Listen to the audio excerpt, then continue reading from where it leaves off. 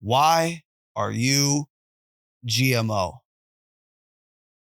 I guess the biggest way to explain it, because when people think of the word GMO, they usually think of genetically modified organisms. But for my name specifically, it comes from my Korean name Gunmo. And I Okay. honestly didn't think about this when I first started doing music. Like it was mostly a friend of mine who just said like, "Oh, like you should just go by GMO," and it's like I just kind of ran with it.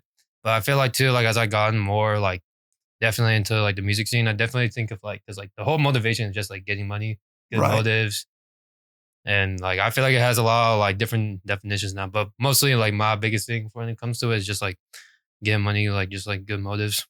Okay. Okay. So I heard a lot of stuff there, and I'm one of those guys. I'm very inquisitive, Hmm. right? So I heard a lot of things. I heard your Korean name. You said Korean, Yeah, correct? yeah, I'm full Yeah. Korean. Yeah. So you're full Korean. And then I heard like music and all that stuff. So let's back it up a lot. Where are you from? So I was born in so I actually was born in South Korea. I was born in Busan. Okay. I lived there for 3 months, and then I lived in Boston for 7 years. Boston. All So right. like I wasn't like I didn't like fully like live my life in California, but for the majority of my life, like growing up, I definitely like just kind of understood the culture. Like I lived in the Bay Area for like at least like 15 years. Man. And like I moved around a lot in like the Bay. Like I used to live in like Saratoga at one point. I lived in Danville. Okay. And then Okay. like I went to like elementary, middle, and high school over there. And then I went to college in UC Santa Barbara. Man, so you've been all over the place then, huh? Yeah, pretty much. Did you like that, or was that not something that you enjoyed? No, it was cool. I mean, definitely like I feel like for me, like growing up for mostly because like it was hard for me to just keep friends because like my family was always moving around. Right. But I was like I always try to make the best of everything. Hey, man, making the best of everything is, I feel like, what we have to do in this industry. You know what I'm Oh saying? yeah, You 100%. you make the best of what you got. So what I'm curious about, before I ask you how'd you get into the industry, how'd you get into music? Period. Like, where did music come into your life? I think for me, for most of that part was like I never even thought about doing music as like a career thing.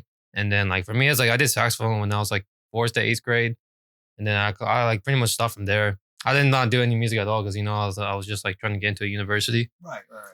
And then like I think for me, really getting into music for like it was like for an escape for me because like back then, before I was like basically I can say this now because I don't do it anymore. Like basically I was just trapping. Okay. So like I was just kind of like moving weight and shit. Like I don't know, I was just trying to make it ends meet.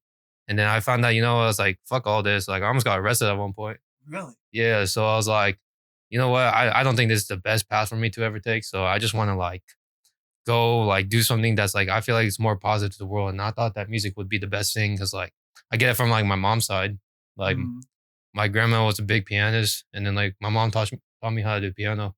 Oh So wow. so I felt like I was like I wanted to use all my talents to see like where I could go from there, and it's been pretty good so far. Definitely a lot of ups and downs in this shit, but I'm happy where I'm at. It sounds to me like by no means did you have an easy life. Like I'm not gonna dive into the whole drops and stuff. Like that's your business, but you did what you did to survive. You moved around a lot, but music runs in your blood, right? So Yeah, for now, sure, for sure. tell me about how you made it from, okay, like I'm starting to make music, to now I'm in the music industry. Tell me about that. Damn, that's actually kind of a weird transition because like for me, if it's surprisingly is like I don't even thought myself even getting this far in music. Okay. Like that's like I think for me, like how I seen like get inside the industry was like just networking pretty much. Just knowing the right people, being in the right rooms. Because like when I was down in UC Santa Barbara, I went down to LA a lot, Mhm. especially during like my last year of college. Because like I was kind of tired of partying. Like how UC Santa Barbara's known as like the party Yeah, school. I get it. So I was like, you know what? I would kind of just kind of like want to meet around and then just get my name out there. Especially because like during the time I was in college, it was like when the whole like Charlotte Mafia wave was like around. Right. So I was like I was pretty close to it. I didn't have a car at the time too. Hmm. So I was like, during my last year of college, I was like, you know what? I want to make all these trips to LA. Just kind of like network out there, meet people. Luckily for me, if it wasn't for this one homie, his name goes by Hollywood Tux. Like, Hollywood Tuck. Shout out Hollywood yeah, Tucks. pretty much he like showed me around like basically the whole LA scene. Hmm. Like that's how I met my first manager, FB. Shout out to FB too. Okay. All right, we're gonna get into all that, the management stuff. So let me ask you for like a tip. If Mhm. let's say you're an artist and you know you're talented, but you're just starting, you don't know anybody, right? What is your like? Where did you put yourself to meet these people? Did you go to studios? Did you go to like open mics? Like, where did you put yourself? I say from a producer's perspective, definitely like Instagram content. Instagram content. Instagram content, being in the studios too, interning at studios plays a big role, I believe. Because especially like let's say like at one point like your studio brings them in a big client, like you could be in the back of the scene just like shouting, understand how a session is. Because like I feel like a lot of days too, not a lot of people know about studio etiquette. Mhm. What is studio etiquette? It's just let's say like someone's in a session, make sure that you don't make the client uncomfortable in the situation. So like let's say like you get fanned out from like a big Oh, celebrity. yeah. Like you don't want to be the ones asking like, oh, can I take a picture? Can I do this and that? You Can I know? get a signature? Yeah, can I get an autograph? It's Yeah. like, can I FaceTime my friend? No, hold on. FaceTime a friend. Have you had someone say that? No, that Oh, was. I had like I mean it was just one of the producer homies and shit. I'm not gonna say names in this case, but right. like he was just FaceTiming like his friend, and like this is like at the end of the session, you know. So like I think he was like formal about it. That's crazy, man. You get like, I'm assuming people get fired for that kind of stuff, right? Or like let go It's like 50-50. of 50-50, right? That's insane. But all right, so now you get onto the scene. Tell us about like your understanding of the music industry, the music business. Because behind the camera, you're telling me a lot of stuff. I'm like, man, like I feel like people should know this. Like, what Mhm. in your time in the music industry, what have you come to understand about it? In my time in the industry, I think from my understanding is understanding the business side of all this. Cause like a lot of times people say like music business, like the music industry is like 90% business, 10% music. Okay. But that 10% matters too, because like that's how you stand out from the whole crowd. Right. Understanding about your publishing too when it comes to like how to like register your songs on PROs. And Mhm. then also like how you don't register on just one like platform. You register on like 6 to like 8. Mm. If you all right, if you could game up any artist, because a lot of artists watch the show, right? Mhm. Like, if you could name some off the top of your head, like, okay, you want to go to this website, that website. From what I've known for like most is like BMI, ASCAP. There's BStarts Publishing now too, who's like under Sony. There's Sound Exchange, Song Trust. And that's like all I know so far. That, There's also Two Lost too. okay. So people just like submit their songs, they get uploaded. Okay. Yeah, pretty much you can just upload it, and like some take some pay out higher than others. Like you know, like most artists they just use DistroKid. Right. Like people don't know that United Masters actually pays more than DistroKid. Oh, absolutely. I've been on both. Yeah. Yeah. So like, trust me, I know like the payouts and not only the payouts, but like accessing the money. A lot of these distributions that you can do yourself, like they almost I don't want to say intentionally, but kind of intentionally make it difficult for artists to access their funds. Oh yeah, no, most definitely. Yeah. So now outside of the business part, tell me about your inspiration behind producing. I definitely say like my mixture because like of influence comes from like a lot of like LA music. So like I was always growing up on like NWA, Okay. like listening to like Snoop Dogg, but I've also been listening to like I was really big into like YG. Big into YG. Okay. And then like from the mix of like Bay music too, like you know like we had the whole like Kaifi movement, HPK wave, Mhm. and then now like was SOB. So I feel like a lot of that influence is just kind of like a mixture too. And like as the same year like SOB blew up, it's the same year like Shoreline Mafia blew up. Right. So it sounds like you blend Los Angeles and the Bay Area Mm-hmm. into your. It's funny because I especially when I listen to I know Jordan Kyle, right? I Yeah. make music with him from time to time, and when I heard Some Light, and I'm like, man, like I can hear this influence, and now to hear you say that out loud, it's like, oh, that's crazy, man. Mm-hmm. So tell me, you know, going back to your studio time, right? Like, tell me about your experience in the studio. What was your first time like? Right? Anything about getting into studios? Tell me about that stuff. Oh my god, my first ever studio, I was super nervous. Like I think for me personally, it's like I never been inside like a setting like that too. Right. And like I just remember like because like I was trying to be an artist too at the beginning before I ever got into like producing Like a stuff. rapper or a singer? I'd say like a rapper. Okay. But then like I was just remember like my bones were shaking and everything too. Like I did not know like how to like talk to the engineer. I was just like trying to like go in the booth, see like what I can make. And then Right. like hearing it out loud too, because like I never like this was probably the first time I ever heard like a song being played out loud like on the sub. Mm, So I was like, I was just like, it was just kind of like an immense feeling. And then like I think like after a while too, you just kind of get used to it. right. I have to know, man. That first song you made, like, were you like working on a beat? Were you writing on it, or did you just go in and freestyle? I was mostly writing on it. Like I write a lot of my shit, but I don't really try to be on the like artist journey anymore. Mm. I feel like Was when it just that one time you moved on? I was like I tried to do it for a year, it didn't really work out, and then like I got COVID. Oh wow, Yeah, like it's funny. Like if it wasn't for COVID, I would never got into producing. really? Yeah, I'm being dead serious. So okay, well then tell us that. What happened there? So I was in college at the time too during COVID, and like you know, like you had to have the whole like 14 days isolation. Mm-hmm. So pretty much those 14 days, I just learned myself how to make beats because like I couldn't like obviously like my throat was hurting like hell. So I was like Right. I couldn't sing or anything. So I was like, you know what?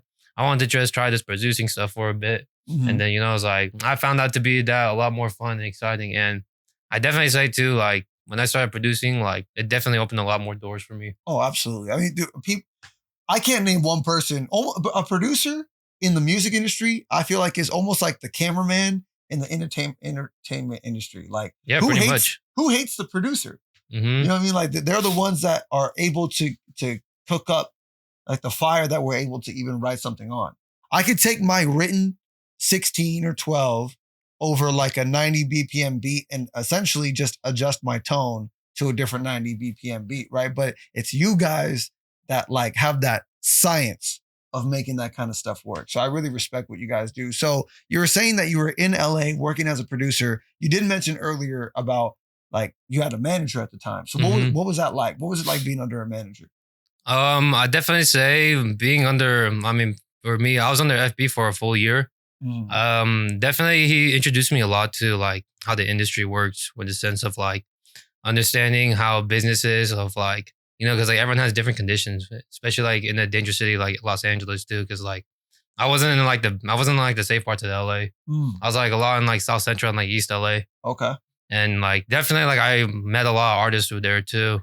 And like seeing like where their culture is from and then like understanding like where I come from too. Like it had a lot of mixture in it too. So I understood how like how like you need to like learn to like basically like do anything on the spot. So like my first because like this was the time too. Like when I was under him, I was starting to learn engineering. Mm.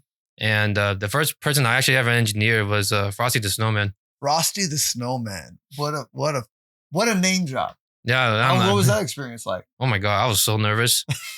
And like I basically like I was like literally like shaking and like sweating as I was just trying to like record him. And you know, it was like I had to make the beat too Mm-hmm. at the end of the day. So record him. So it sounds like you were doing engineer work as well. Yeah, exactly. I was just learning how to use Pro Tools and like understanding like cause like understanding templates too, because it wasn't my template. Okay. And like I was definitely behind the scenes too. Like when I was in the Bay, like just like interning at OTW. Yeah.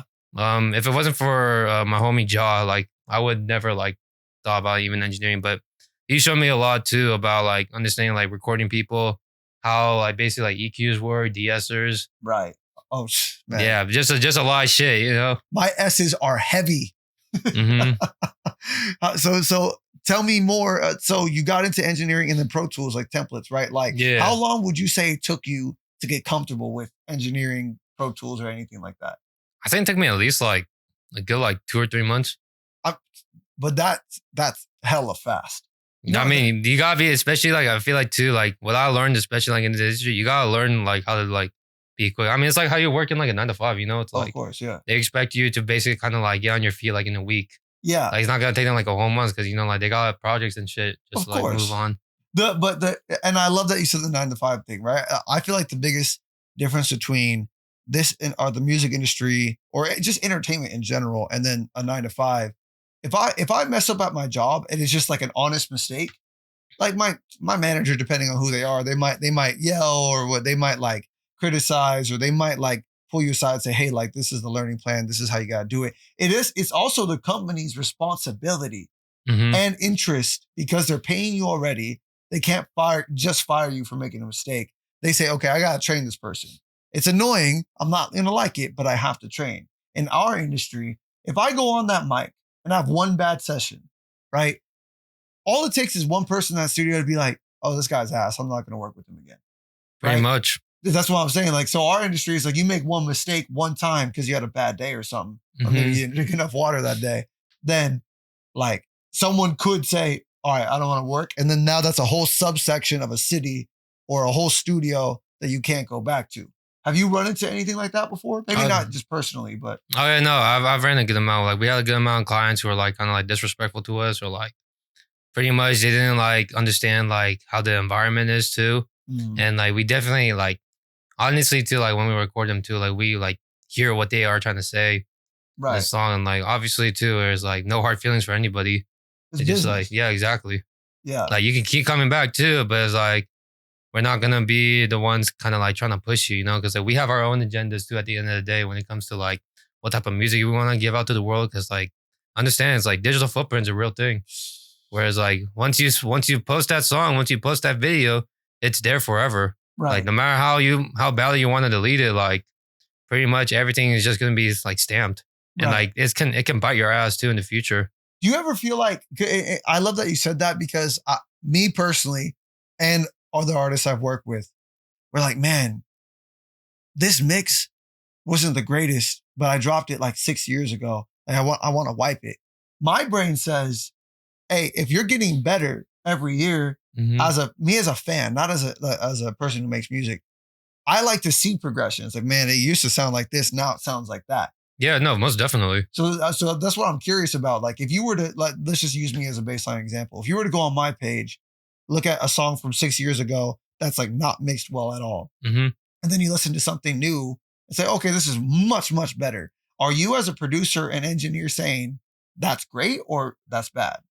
No, it's definitely a great thing. Okay, I think because like especially like even with like the owner of my studio, Vandal, like I've only known him for like a good like 8 months, but like I've already seen the huge progression that he has already. Shout out to Vandal, by the way. shout out Vandal. Got to get him But on the show. yeah, most definitely. I'll bring him here too Hell yeah, someday. let's do it. Definitely because it's like everyone wants to see growth. You know, at the end of the day, it's like we're a different person like every month. Right, right. Hey, and I get it, man. So you brought up artists, brought up clients, brought up Vandal. I brought up myself. Mhm. Tell me about like meeting with artists, like collaborating with them, or even collaborating with producers. Like, tell me about your experience there. It's very like it can honestly depend on the occasion. Like I definitely say the biggest factor when it comes to like collabing with like artists and producers is like the type of music you make. So it's like definitely like let's say like I'm trying to make this like new kind of like vibe that I'm trying to make with the artist, like something that's like they're not used to, you know? Right. Like it's definitely something that's like if someone's willing to like go Try. for it, try for it, or someone just kind of like stick with the same game plan, you know? Hmm. And I understand from the artist perspective, because like let's say like you had a really big hit song on like basically like a West Coast beat. You're going to probably just trying to make more West Coast beats because like As you are, many as possible, yeah, right? exactly. Because like you already have that like pretty much kind of like standard to it, and like the numbers show too. But it's like at the end of the day, it's like not everyone's gonna like digest that properly, or it's like somebody wants something different. Right. And Uh, I get that. Go ahead. yeah, and also saying on like producers wise too, it's like it plays the same game. It was like pretty much it's like let's say like I collaborate with like a producer who like makes like underground trap beats, Hmm. and it's like that's not my like go to niche, but it's like for me personally, it's like I'm willing to like try something different because it's like I can't just be making like West Coast beats forever, you know. Right. Like it's basically it's like kind of like you just kind of like putting yourself in the box in that situation. Yeah. So you grow and expand and you learn, right? Yeah, exactly. I love that because I tell artists a lot, like that's how most businesses in general, no matter what industry we're talking about, any business or team, they say, okay, we're really good at this, but if we only keep doing that, people are going to get bored, people are going to get used to it, and eventually down the road, it could be 10 years down the road, it could be 20, but the company will die. So you hmm got to expand, you got to grow, you got to learn, I right? feel like too because like you lose your fan base as you keep doing that. The same thing over and over Whereas again. like because like you can grow a cult fan base as long as you want to, depending on like the type of songs you want to. But if you want to change it up, especially let's say like someone wants to have like a new year, like Mm, someone who's like new to your artistry, right. like they hear that like one song, they'll be like, oh shit, like he didn't sound like this before, or like this is like their first like impression of them, you know? I think the biggest example is Lucky. Lucky, right? Like he had a whole different sound from like the SoundCloud era during like 2016 to like 2020. Mhm. And then basically like switched it all up like towards like 22, 23. And Right. now he's like pretty much like the biggest like gross industry. Like he's basically like an industry artist now. Like they used to call him the underground king back then, but now it's like he's not even in underground anymore. Right. Like he's part of the mainstream people because it's like You have so many like fans at this point. yeah, exactly. It's like he switches his whole tempo. Like people still fuck with his old shit too. I'm like, oh, lucky slaps in my opinion. Right. Well, hey, speaking of industry, right? I'm gonna break one of your studio rules. I know we're in my studio, but I'm gonna break one of your studio rules. Okay. Right? I'm not gonna fan out, but I did see or hear, I forget how. I think it's something about Pitchfork, like you and Pitchfork and Say Cheese. Like, Oh yeah, so yeah. like I gotta ask about, first of all, like if you could give us some context about that, and then like tell us about that experience. Okay, so pretty much for those kind of cases, this was because one of the artists I worked with, Siete7X, he was Mhm. on the GNX tape. That's how I discovered that. Mhm. Yeah, go ahead. And so pretty much from there, like that, I mean, the whole GNX tape was like pretty much kind of like it was like the biggest thing that happened, like the music, I guess, in the music history in terms of like the beef, like Kendrick had with Drake. Right. So like behind the scenes and all that too, whereas like it's all like exposure and shit. Like he just dropped out a big tape out of nowhere too, like a whole different vibe. Cause like he was always on that boom bap shit. Yeah. Now like this whole thing is like a West Coast tape.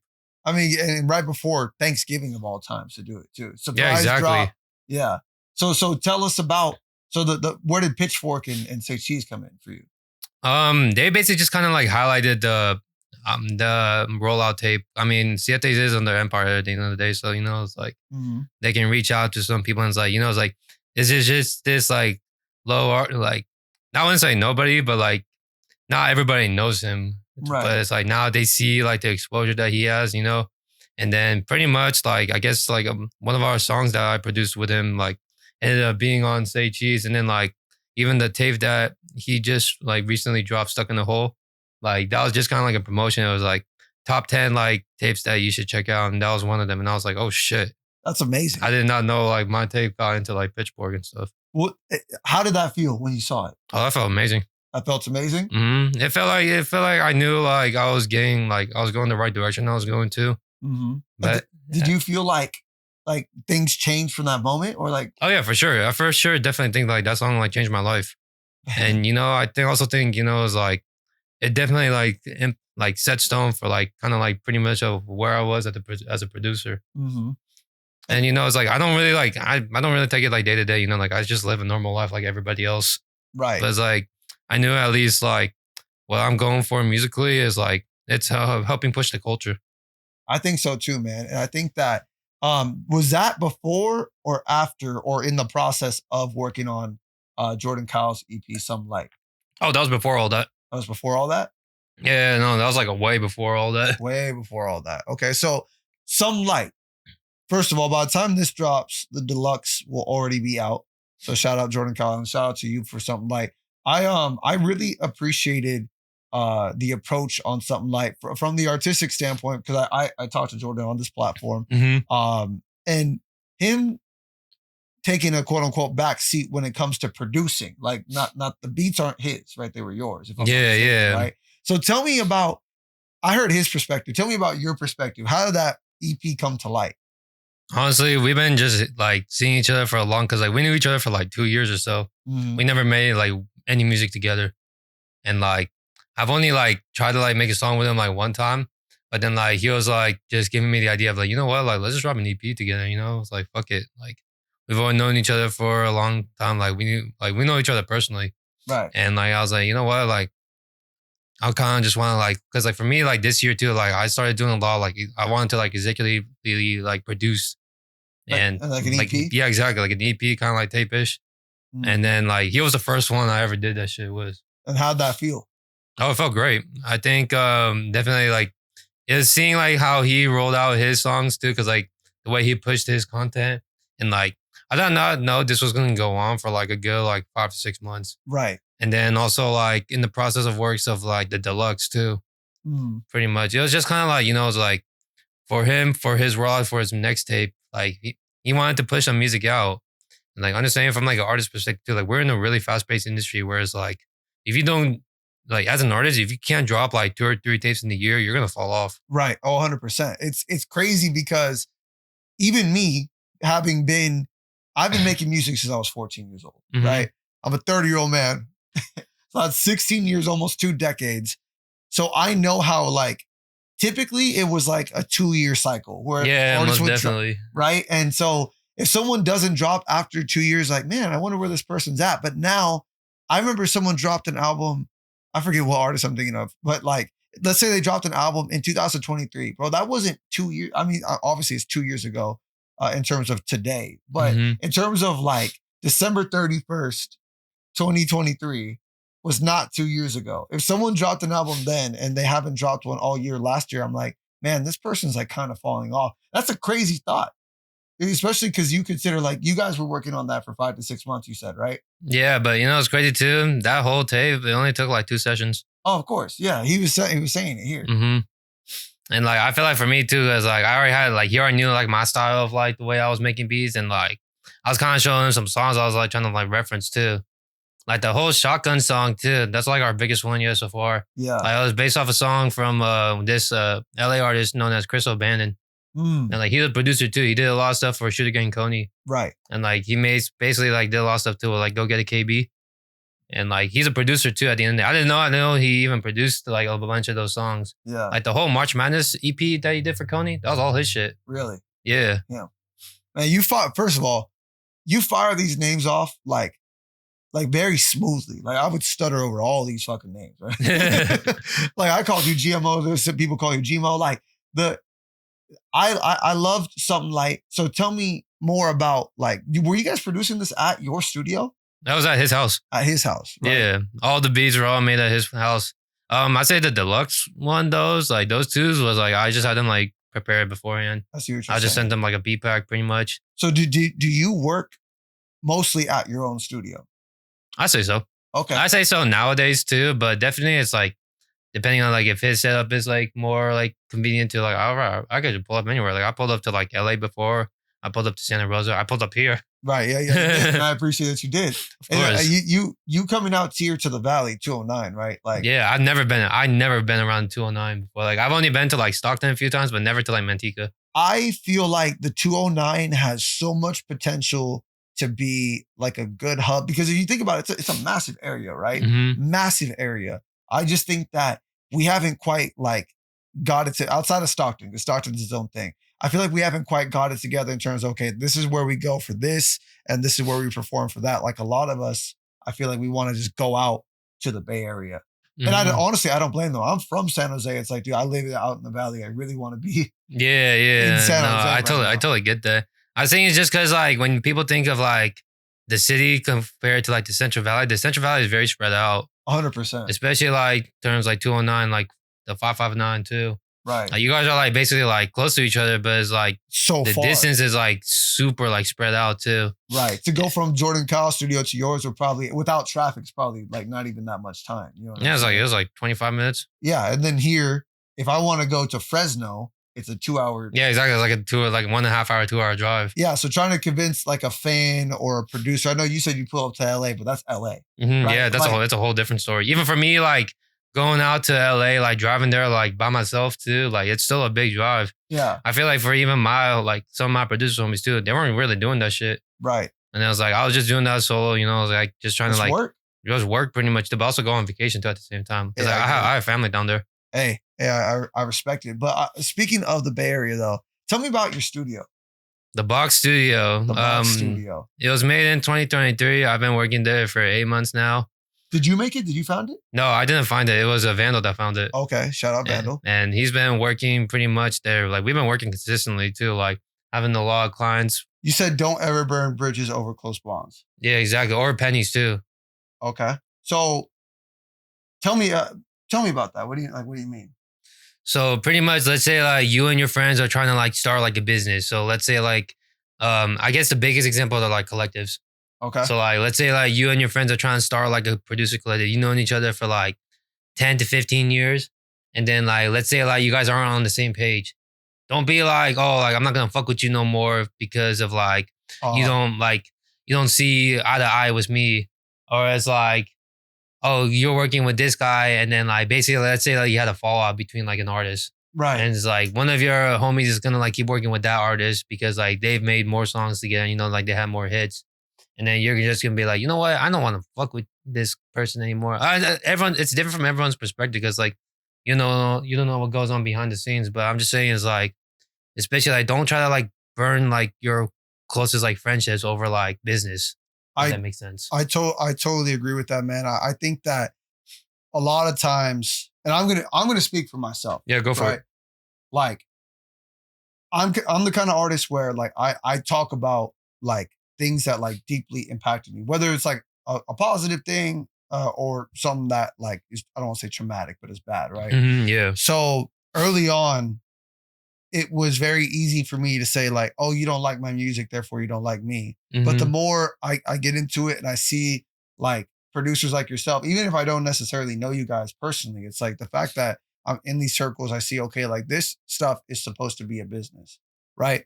So now it's about like what I am like moving from that emotional state into the business state, Hmm. right? But on the way out, you still see some of the people that you work with are more on the emotional side, Oh yeah, or most definitely. but not, maybe not always on the emotional side, but that we flip flop between, okay, we have an emotional reaction and then we have the business transaction at the same time. Hmm. And the way I look at it is, hey, we're human beings. We're going to feel a lot of things. What is I don't want to say inappropriate, but like what you shouldn't do is make business decisions based on Emotion. Only only emotional. emotion. Yeah. Yeah. Because don't get me wrong, there are some things that there are some business moves you're gonna be emotionally tied to. Like I'm not gonna wish this on you, so I'll put it on someone else. If someone is gonna lose their studio, not because they have to lose it, but it's like, man, like I took a look at the budget. If we keep the studio up, we're gonna go broke in 6 months. So what we're gonna do is we're gonna sell it, right? Hmm. That's still gonna hit you hard, Oh yeah, most definitely. but like you have to do what you have to do in order to save money or whatever the case may be. I think that's also the case too when it comes to rebranding yourself. Right. Because it's like not everything is gonna go your way. Like literally, like let's say like the my studio like closes down in like a year or two. Right. And it's like you gotta find a way to like Re rebrand yourself as like an artist, producer, or even just like anything if you want to keep going in this industry. I feel like that's also kind of the reason too why I started the DJs Anonymous. Yeah. It's funny because you said rebrand. I was about to say, I feel like I started a couple different rebrands when it comes to Hmm. podcasting and stuff. I saw that you did DJs Anonymous. It's like you're reading my mind. So Yeah, yeah. what is DJs Anonymous and like how'd you get into it?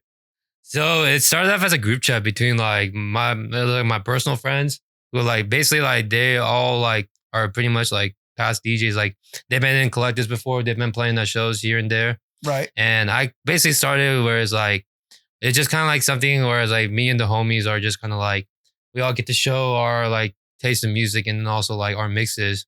And like I feel like what kind of started as a group chat basically became like a bigger thing where now it's like we're actually trying to throw like show based like production. Mhm. So like our first ever event was at an Airbnb up in East San Jose and Evergreen. Oh, And like we ended up having like 100 like 100 like 13 people show up that's fire. that night. And like pretty much what a lot of people got out of it was like the different type of music taste. So like I had a friend who was playing a lot of house music. Mhm. A couple of friends who were playing like dubstep, like hard techno. And then like for me, I was playing a little bit of like underground trap and also like a bunch like West Coast just to like end off the night. Okay. And then I think for moving forward with that whole like it's like basically kind of like a platform for anybody who's trying to get into DJing.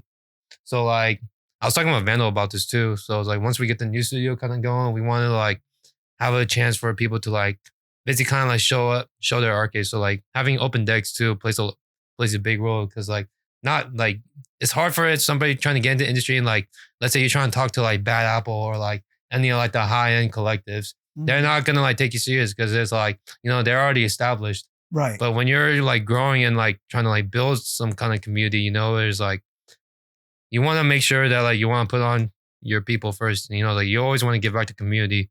And I feel like too, like in the DJ world, especially like with the rise of like house music in the Bay Area too, Yeah. and like the whole EDM scene is kind of like bursting out, especially with like all the block parties. Mhm. Like it's definitely like something that's like you can like build up upon too, where it's like whoever wants to get into it, they have a platform to actually like put your name out there too. And like if their mixes are good too, because it's like you got to really put in a lot of time and invest too.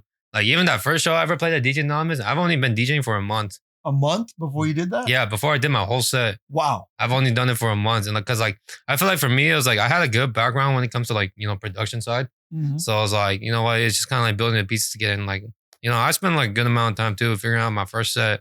I didn't play my whole first set, but at least like Just figuring it out. yeah, I like stood my ground too because like we had some complications too during that whole thing. Like you're always gonna run into that too, like how every Right. show is, and like that whole like first event was like basically like a test run. Yeah.